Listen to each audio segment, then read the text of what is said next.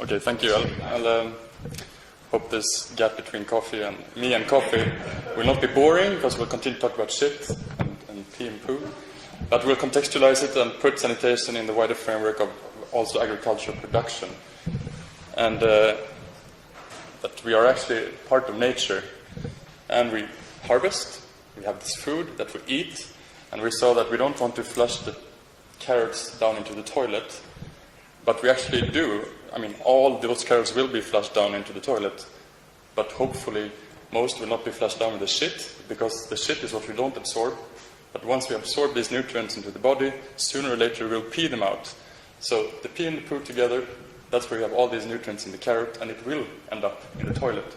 So what we do or don't do with the poo and pee is really important, from both pathogen and the health aspects, but also for agriculture production.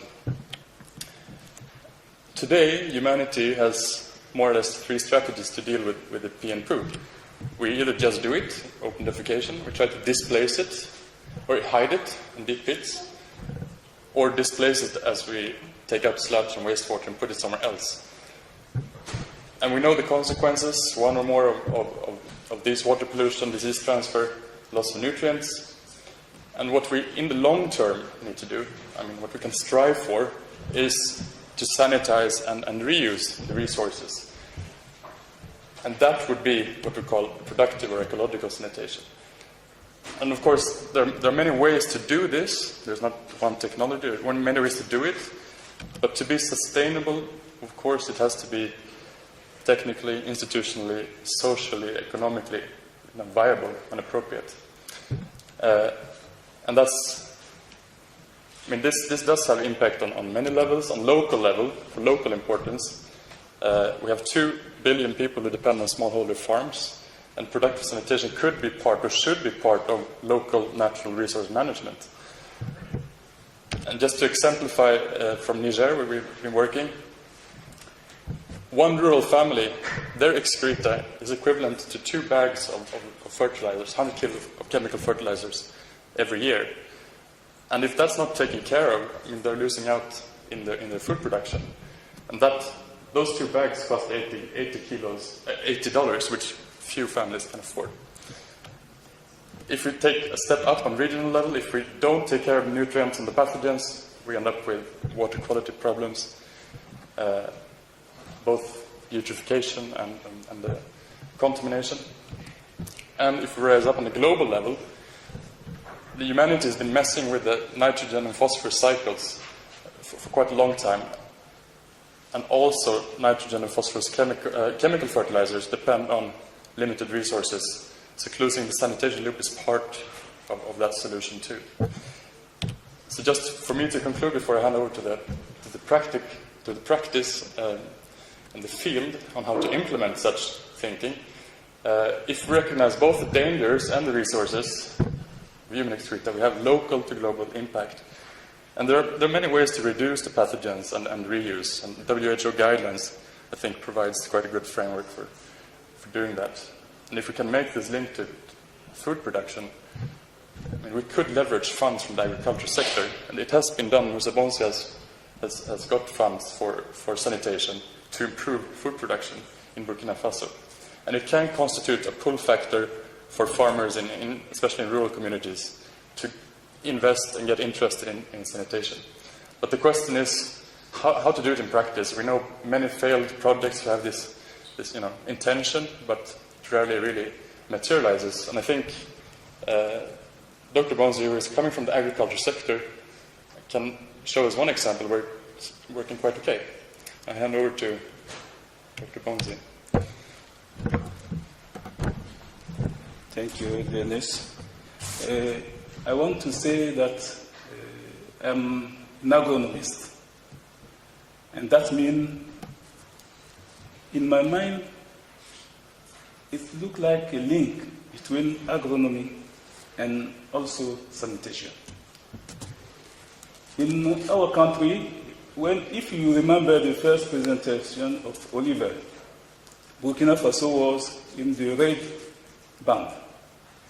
And also, if you remember this first presentation of Robert, the 2 points, access, availability and access to food, for Burkinabe there is also a problem.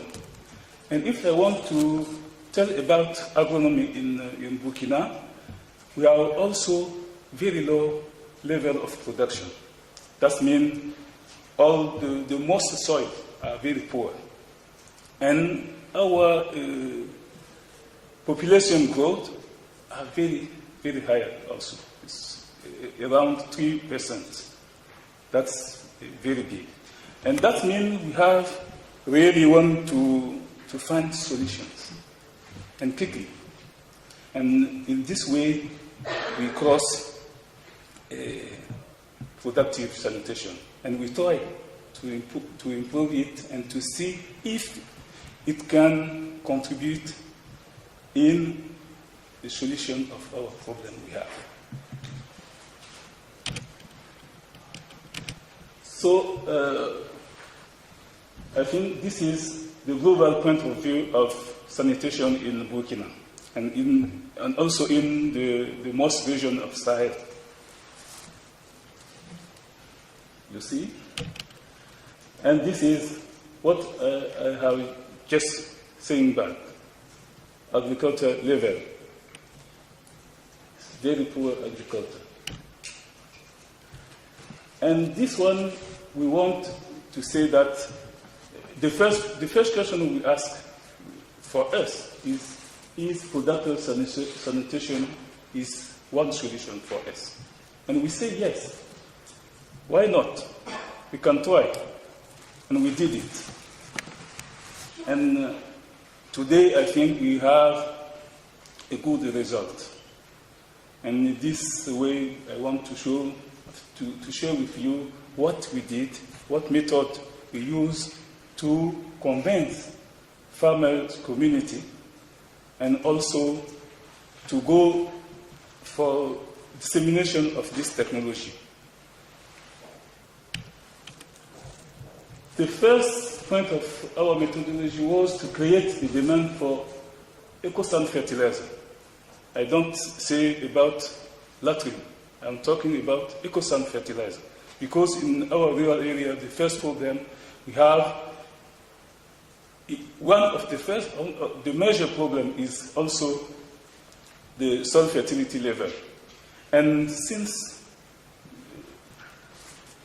long time ago, they have many sensitization on sanitation, but today the level is still 0% in some villages. Yes. And so this one, we create the demand to the farmers. And what we did is to make agronomic tests to convince them. When we make it, they will ask you, where can we find these fertilizers? And then we introduce the second point, the eco-sand fertilizer factory. And here, this eco-sand fertilizer factory is the latrine. It's really the latrine. And now we are talking about latrines like family factory to produce it. And when they get it, they say, okay, if it is like this, we want this material.